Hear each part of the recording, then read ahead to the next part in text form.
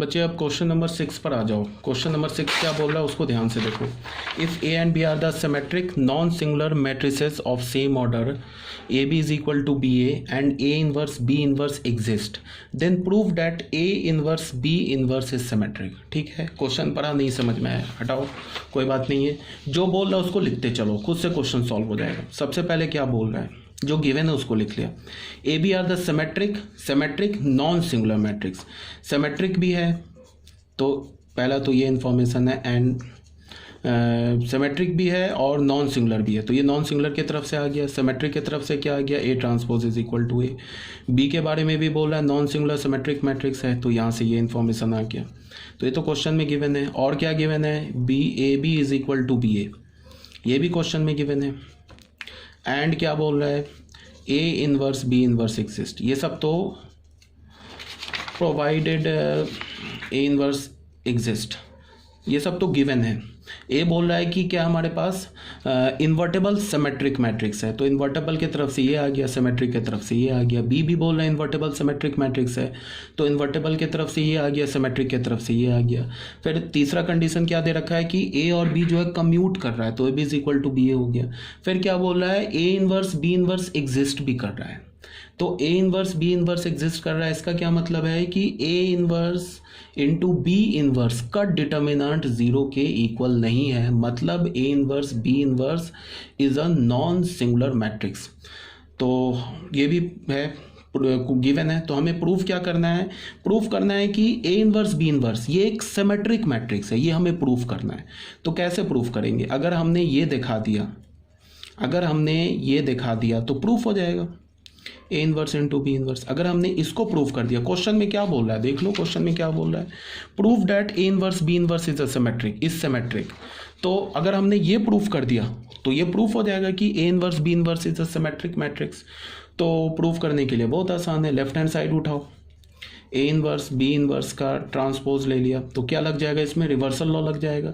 तो ये क्या हो जाएगा, बी इनवर्स का ट्रांसपोज, ये क्या हो जाएगा, ए इनवर्स का ट्रांसपोज। अभी मैंने क्या बताया कि इनवर्स और ट्रांसपोज आपस में इंटरचेंज हो जाएगा। मीन्स क्या होगा, ट्रांसपोज को अंदर कर दो, इनवर्स को बाहर कर दो, तो ये क्या हो जाएगा, बी ट्रांसपोज का इनवर्स, ये क्या हो जाएगा, ए ट्रांसपोज का इनवर्स। अब बी ट्रांसपोज किसके इक्वल है, बी, तो B inverse into A transpose किसके इक्वल है, ए, तो ए इनवर्स। फिर इसमें रिवर्सल लॉ लग जाएगा, ये क्या हो जाएगा, बी ए बी का इनवर्स, रिवर्सल लॉ लग जाएगा ना, यहाँ से यहाँ तक ये बता रखा है मैंने।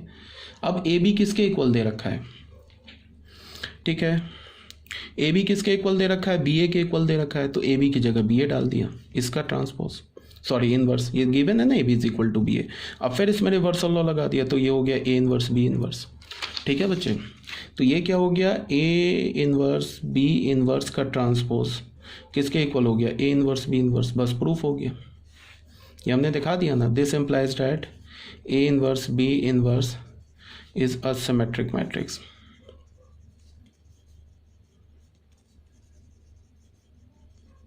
ये क्या हो गया, हेंस प्रूफ हो गया। ठीक है, आई थिंक यहाँ भी कोई प्रॉब्लम नहीं होगी, आपको क्लियर हो गया बात, ये सब ठीक है। ये क्वेश्चन नंबर 6 भी हो गया हमारा।